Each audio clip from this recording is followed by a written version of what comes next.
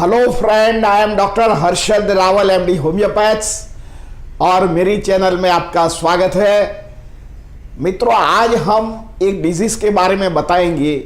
ये डिजीज जो हमारी जनसंख्या है, इसमें 1 लाख में से 2 से 3% लोगों को ए वास्कुलर नेक्रोसिस, जिसको हम AVN बोलते हैं, ए वास्कुलर नेक्रोसिस। तो ए वास्कुलर नेक्रोसिस क्या है, इसका क्या साइन एंड सिम्टम्स है और इसको कैसे डायग्नोसिस किया जाता है, इसके लिए क्या होम मेडिसिन है, कौन से प्रकार के आप योगा कर सकते हैं, ये बिना ऑपरेशन से कैसे मिटता है, और इसके होम्योपैथिक की जो मास्टर ब्लास्टर दवा है 10 दवा, ये मैं आपको इसके बारे में डिटेल बताऊंगा। मित्रों, ये विषय जरा बड़ा है, लेंदी है, इसलिए मैंने ये जो डिजीज़ है मैंने 3 पार्ट में बनाया हुआ है। बहुत लंबा इसलिए नहीं बनाया कि एक ही वीडियो आप लंबे तक देखोगे तो बोर हो जाओगे, इसलिए मैंने 3 पार्ट में बनाया हुआ है। तो आप 3 पार्ट देखोगे तो जो ए वास्कुलर नेक्रोसिस है, जिसको हम थापा का जो बोन्स है, जॉइंट है, इसमें जो घसारा पड़ जाता है, इसके बारे में जो 3 वीडियो बनाया है अलग अलग, तो इसके बारे में आप ज़रूर मेरा 3 पार्ट देखना। तो ये वास्कुलर नेक्रोसिस के लिए आपको जो भी जानकारी चाहिए, जो उनकी होम मेडिसिन चाहिए और जो बेस्ट होम्योपैथिक ट्रीटमेंट है, इसके बारे में हम चर्चा करेंगे। मित्रों, ए वास्कुलर नेक्रोसिस मीन्स हमारा जैसे जो नी बोन्स होता है, जॉइंट्स होता है, एक घिस जाता है, जिसको ऑस्टियोआर्थराइटिस बोलता है। ऐसे तरह हमारा जो हिप बोन होता है वो घसारा हो जाता है, और इसके घसारा होने के कारण जो हमारी जो हड्डी होती है पतली हो जाती है, डिस्ट्रॉय हो जाती है, डैमेज हो जाती है। इसको मेडिकल भाषा में ए वास्कुलर नेक्रोसिस बोलते हैं, जिसमें ए वास्कुलर जो नेक्रोसिस होता है हमारा शरीर में शोल्डर में भी होता है, हमारा हिप जॉइंट्स में थापे में भी होता है और एंकल में होता है। तो ए वास्कुलर नेक्रोसिस अलग अलग प्रकार के होते हैं। तो सबसे पहले ए वास्कुलर नेक्रोसिस में जो सबसे पहले है ये एसेप्टिक नेक्रोसिस, मीन्स कोई इन्फेक्शन की वजह से जो हमारा जो हिप जॉइंट होता है ये डिस्ट्रॉय हो जाता है, तो उसको एसेप्टिक नेक्रोसिस बोलते हैं। Second thing, ischaemic bone necrosis, means कई बार हमारा जो हिप जॉइंट में खून का सप्लाई नहीं होता है और धीरे धीरे हमारी जो थापे की हड्डी होता है या जो हमारा फीमर बोन्स होता है, ये धीरे धीरे उसका जो बोन स्ट्रक्चर है ये डिस्ट्रॉय हो जाता है, क्योंकि उसका खून को सप्लाई नहीं मिलता है। तो इसके जरिए जो कोशिका सूख जाती है उसको इस्चेमिक ऑस्टियोनेक्रोसिस बोलते हैं। एंड मेन है ऑस्टोजेनिक नेक्रोसिस, मीन्स जो ब्लड सर्कुलेशन ब्लॉक हो जाता है, इसके जरिए हमारा जो हिप जॉइंट में आर्टिकुलेशन एक घसारा पड़ जाता है, इससे दर्दी को हल्ला चलना मुश्किल हो जाता है। ऐसे कंडीशन में ऑस्टियोजेनिक नेक्रोसिस बोलते हैं। तो ऐसे ये 3 प्रकार के ये जो AVN होते हैं, ए वास्कुलर नेक्रोसिस, और ये जो दर्द होता है बहुत पीड़ाजनक होता है, और दर्दी को कई बार तो आँख में से आंसू भी आ जाता है, और दर्दी को जब भी सोना हो जाता है, जब भी मूवमेंट्स करता है, तब एक बार पेन उठता है और उनको एक कॉन्फिडेंट लेवल घुमा देता है। दर्दी को लगता है कि नहीं, मैं मूवमेंट्स नहीं करूँगा, मैं हलन चलन नहीं करूँगा, और दर्दी के आँख में कई बार आंसू निकल आते हैं। तो मेनली उसका क्या कॉज होता है मित्रों? एक तो कॉज आप खुद भी है, एक कॉज मेडिकली है, एक कॉज अननोन भी है। तो हम आपको बताते हैं। तो सबसे पहले जो हम ओवर यूज़ ऑफ अल्कोहल करते हैं, तो हमारा शरीर में जो कैल्शियम लेवल है कम हो जाता है, और धीरे धीरे हमारा बोन स्ट्रक्चर वीक पड़ जाता है, ऑस्टियोपोरोसिस हो जाता है।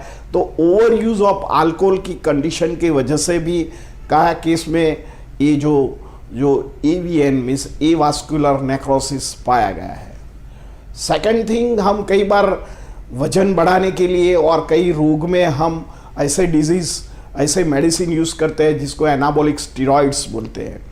तो एक्सेस ऑफ स्टीरॉइड लेने के कारण भी हमारा जो बोन्स हड्डी है थीन हो जाती है, उसका जो स्ट्रक्चर होता है ये थीन हो जाता है, और ये जो बोन्स मेटाबॉलिज्म होता नहीं है, धीरे धीरे पतला हो जाता है, और इसमें नेक्रोसिस हो जाता है, ब्लड सर्कुलेशन हो नहीं जाता है, और जो हड्डी होती है सूखती है। इसके कारण भी हमको ये वास्कुलर नेक्रोसिस होता है।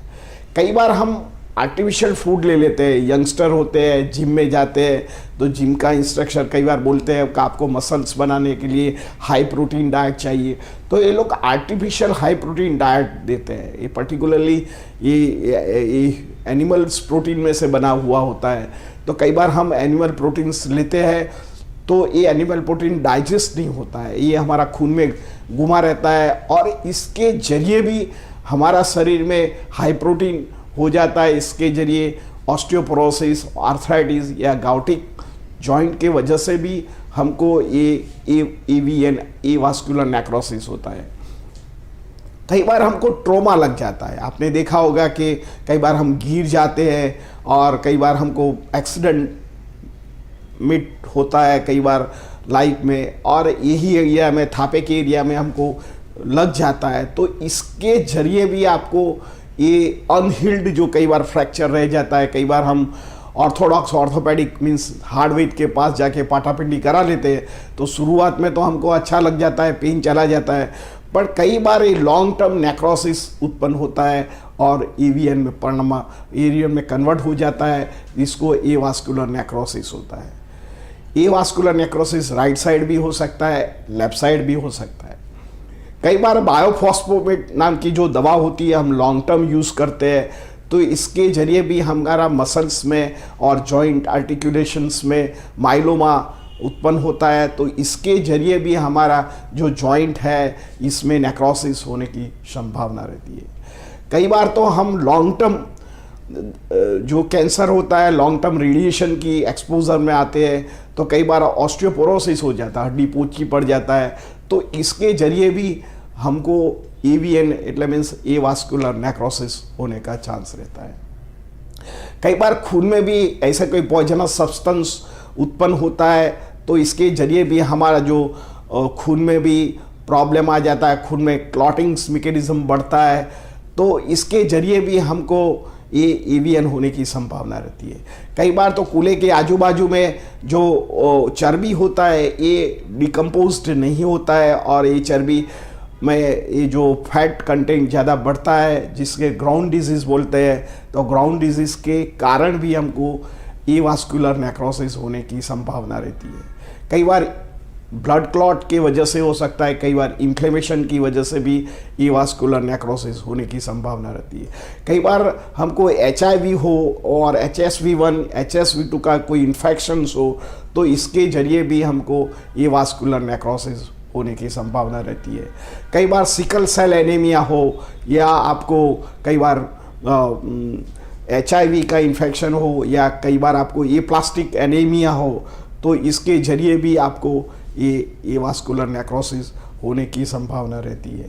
कई बार आप ओवर एक्सरसाइज करते हैं, तो ओवर एक्सरसाइज आप रॉन्ग तरफ करते हैं, आपका मसल्स में और ब्रेन में शक्ति तो होती है, पर कई बार हम रॉन्ग वे से एक्सरसाइज करते हैं, और इसके जरिए लॉन्ग टर्म हमारा जो हिप जॉइंट है, या शोल्डर में, या हमारा एंकल में कोई ऐसा बदलाव आ जाता है और सूजन आ जाती है, तो ऐसे तरह ये हमारा एवास्कुलर नेक्रोसिस उत्पन्न हो सकता है।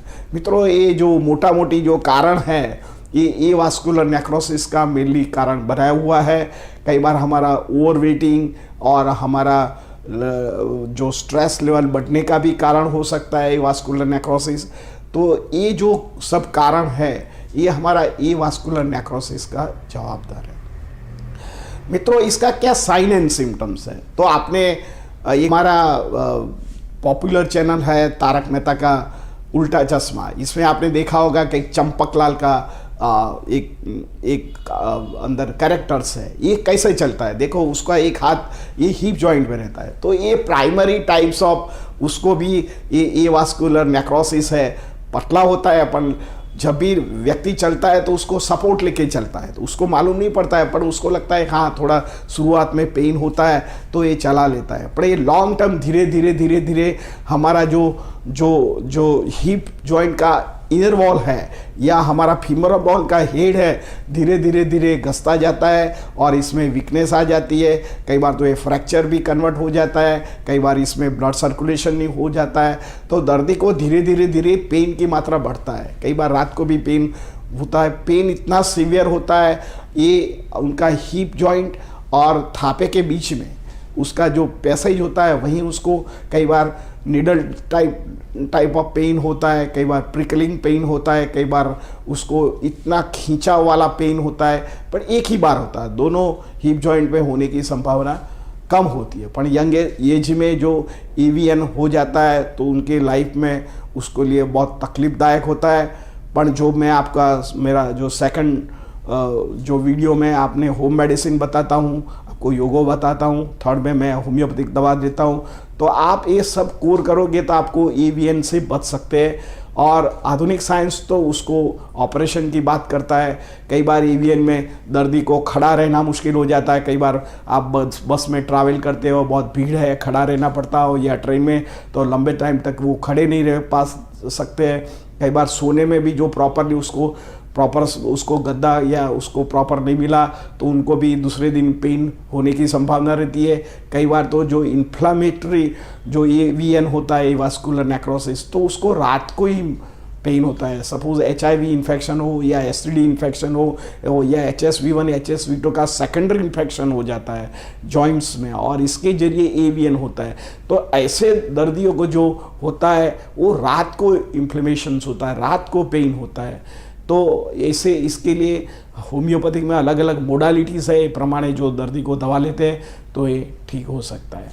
मित्रों, आधुनिक साइंस में इसको डायग्नोसिस के लिए सबसे पहले जो दर्दी का एक्सरे किया जाता है, सेकेंड थिंग दर्दी को MRI किया जाता है, थर्ड थिंग दर्दी को बोन स्कैन किया जाता है।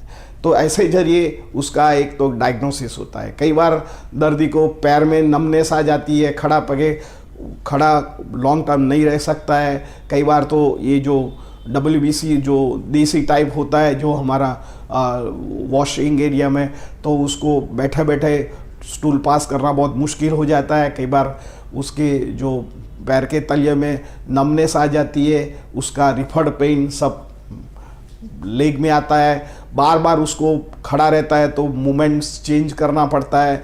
तो ऐसे कंडीशन में दर्दी को लगता है कि मैं इतनी पेन किलर खा रहा हूँ छता भी मेरे को पेन नहीं जा रहा है। जो भी डॉक्टर के पास जाता है, जो बोन स्पेशलिस्ट डॉक्टर होते हैं, जो वो लोग सभी एक ही एडवाइस करते हैं कि भाई नहीं, आपको ऑपरेशन करना पड़ेगा। तो मित्रों, इसमें कोई ऑपरेशन करने की ज़रूरत नहीं है। आप खान पीन में, और मैं आपको बताता हूँ होम मेडिसिन का मेरा सेकंड वीडियो ज़रूर देखना। इसमें आपको होम मेडिसिन के लिए कुछ बताया हुआ है। ये आप खाने में कुछ ऐसे बदलाव कीजिए, थोड़ा योगा कीजिए, स्ट्रेच लेवल कीजिए, साथ में जो होम्योपैथिक नॉन वायलेंस प्रकार की दवा है। ऐसे मैं सबको रिक्वेस्ट करता हूँ कि ऐसे रोगों में आप खुद ट्रीट नहीं करो। कोई आपके नज़दीक के कोई अच्छे होम्योपैथ हो, सीनियर होम्योपैथ हो, या आप MD तक पढ़ा हुआ हो, ऐसे डॉक्टर को आप कंसल्ट कीजिए, आपका रिपोर्ट बताइए, आपका सब ये स्टोरी सुनेगा, बाद में आप उनके ट्रीटमेंट लीजिए। ट्रीटमेंट थोड़ा लंबा चलेगा, पर शॉर्ट आप ये AVN से बाहर निकल सकते हैं। मित्रों, AVN के 4 स्टेज होते हैं, first, second, third and fourth.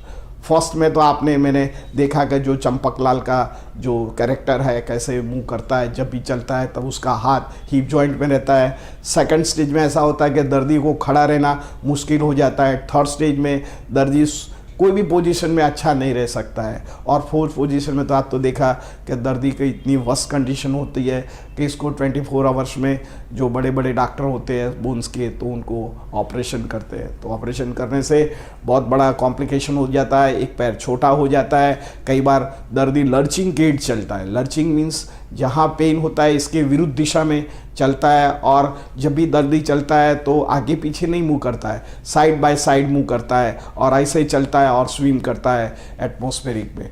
तो ये हमारा क्या कि एक पैर छोटा हो जाता है। तो इसके जरिए हमारा जो दूसरे जॉइंट्स में भी अंदर इन्फ्लेमेशन आ जाता है, या जॉइंट्स में ऑस्टियोआर्थराइटिस भी होने का संभावना रहती है, या सब हमारा जो वेट हो जाता है दूसरे हिप जॉइंट में आ जाता है, तो दूसरे हिप जॉइंट में भी ये ऑस्टियोजेनेस AVN डेवलप्ड हो सकता है और दर्दी को फिर से भी ऑपरेशन करना पड़ता है। पर मित्रों, ऐसे कंडीशन में कोई घबराने की ज़रूरत नहीं है। आप मन को शक्तिमान कीजिए और आप नॉन वायलेंस प्रकार की, नॉन स्टेरॉइड प्रकार की होम्योपैथिक में दवा है। शुरुआत के केस में आपको लगता है पेन सबसाइड नहीं होता है, पर डे बाय डे आप जैसे दवा के अंडर में रहोगे, आपका जो है डू एंड डोंट्स बताया हुआ है डॉक्टर ने, ऐसे तरह आप जो दवा लोगे तो आप शॉर्ट AVN जैसे रोग में भी आप बाहर आ सकते हैं। फिर इसके साथ अच्छी तरह दवा लेना, उसकी दर्दी को चरी पाड़ना जरूरी है और रेगुलर दवा लेना, ये सब मोटा मोटी आप करोगे तो आप AVN से बाहर निकल सकते हैं। मित्रों, मेरा दूसरा वीडियो है, ये आप ज़रूर देखना। दूसरा वीडियो मैंने होम मेडिसिन बताया है, कौन सा योगा करना चाहिए, क्या एक्सरसाइज करना चाहिए, कितनी मिनट एक्सरसाइज करना चाहिए, तो आप शॉर्ट जो उसका मैंने ये लिंक इसमें डाला हुआ है, तो आप जाके मेरा सेकंड वीडियो आप देख सकते हैं। Thank you very much.